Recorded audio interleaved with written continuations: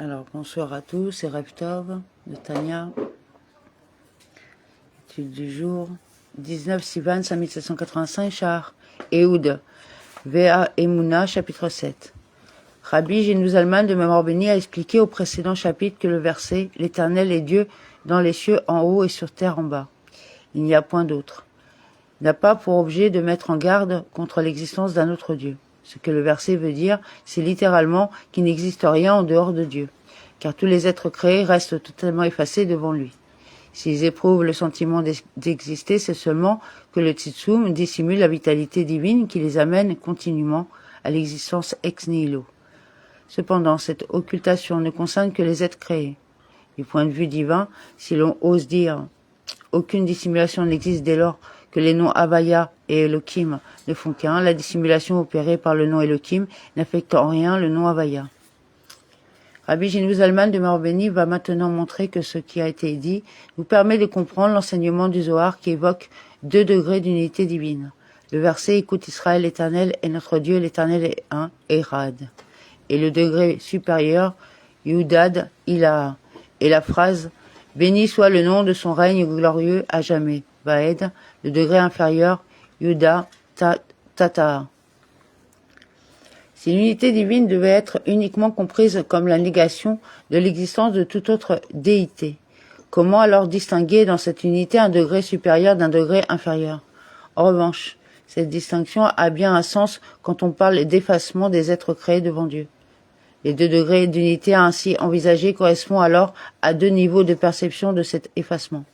Car la force divine qui amène les êtres à l'existence tout en leur donnant conscience d'exister est l'attribut de Malrout.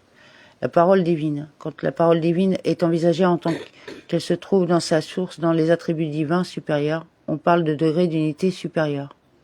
À l'image des lettres de la parole humaine, avant qu'elle n'émerge de la pensée ou bien de l'émotion du cœur dans laquelle cette parole s'origine. La parole divine créatrice est englobée dans les attributs divins supérieurs. Ces attributs sont infinis et ne peuvent être pris comme source pour la création astreinte aux limites de l'espace et du temps. L'effacement des êtres créés est alors absolu et aucune existence n'est perçue. En revanche, lorsque la parole divine, Malrout, est considérée dans sa descente en tant qu'elle donne vie aux dimensions de ce monde, on parle de degré inférieur d'unité divine. En effet, il n'est pas possible alors d'affirmer l'effacement total et absolu de la création, puisque le divin donne effectivement place à ce stade à la création. Pour autant, là aussi, la parole divine est pénétrée de la lumière du Un-Sof avec laquelle elle est unie. On parle alors de degré inférieur d'unité, car si l'existence des êtres créés est alors perceptible, elle n'en demeure pas moins, en dernière analyse, effacée devant lui. Avec ce qui a été dit, on pourra comprendre ce qui est écrit dans le Saint Zohar, à savoir que le verset Shema Israël, écoute Israël, l'Éternel est notre Dieu, l'Éternel est un, Erad, et Yuda, Ilaha, le degré supérieur d'unité. Et Baruch Shem Kevod Makluto, Leolam Vaed, béni soit le nom de son règne glorieux à jamais, Vaed, et Yuda Tata, le degré inférieur d'unité. Car Vaed est l'équivalent d'Erad par le biais de substitution de lettres. La grammaire hébraïque classe les lettres suivantes leur fonction syntaxique et selon les organes de la phonation mobilisés pour les prononcer. Sont ainsi constitués des sous-ensembles distincts de lettres. À l'intérieur de chacun d'eux, les lettres peuvent être interchangées. Ainsi, les lettres Aleph et Vav appartiennent toutes les 2 à l'ensemble des lettres de lésion.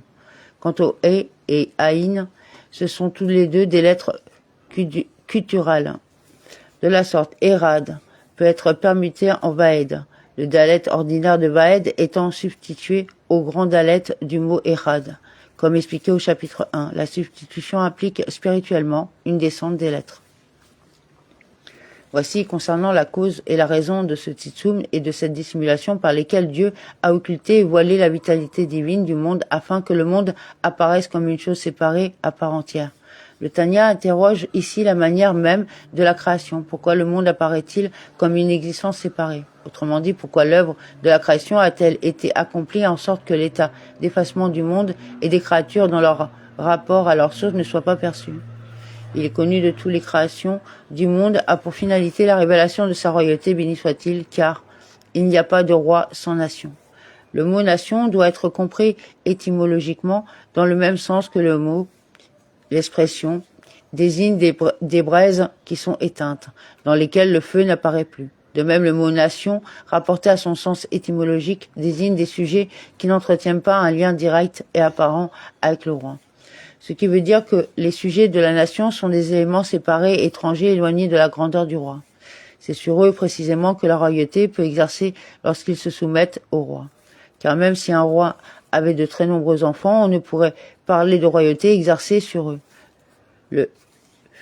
Le fils est la jambe de son père. Le fils est la jambe de son père, dit le Talmud. La condition d'être séparé et étranger, condition impérative de l'exercice de la royauté, n'est donc pas satisfaite. Et de même, on ne saurait parler de royauté même exercée seulement sur des nobles. Les nobles, à la différence de très nombreux enfants, sont bien étrangers au roi, mais ils entretiennent cependant une certaine proximité avec sa grandeur. Mais seulement dans une nation nombreuse est la gloire du roi. Car c'est précisément sur les sujets de la nation nombreuse que la royauté peut s'exercer. De même, la révélation de la royauté divine a lieu par son règne, sur les êtres des mondes inférieurs qui perçoivent leur existence comme distincts et séparés de Dieu et cependant se soumettent à lui. Et le nom qui indique l'attribut de la royauté divine est le nom Adnout, Seigneur, car dire que Dieu est roi signifie qu'il est le Seigneur du monde entier. Il en résulte que cet attribut de Malrout et ce nom Adnout sont ceux qui créent et font exister le monde, de manière à ce qu'il y ait un monde tel qu'il est maintenant. Une entité complètement indépendante et séparée qui n'est pas effacée dans l'existence vraiment. Car si se retirait cet attribut et ce nom à Dieu ne plaise, le monde reviendrait à sa source dans la parole de Dieu et le souffle de sa bouche. Il serait effacé dans l'existence vraiment et le terme monde ne lui serait absolument pas appliqué. Amen.